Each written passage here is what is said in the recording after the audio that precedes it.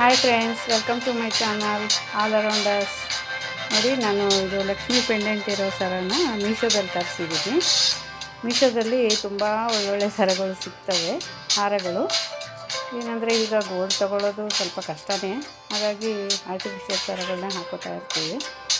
ನೋಡಿ ಎಷ್ಟು ಚೆನ್ನಾಗಿರೋ ಹಾರಗಳೆಲ್ಲ ಇದೆ. ಗ್ರೀನು, ರೆಡ್ ಎಲ್ಲ ಕಲರಲ್ಲೂ ಅವೈಲೇಬಲ್ ಇದೆ.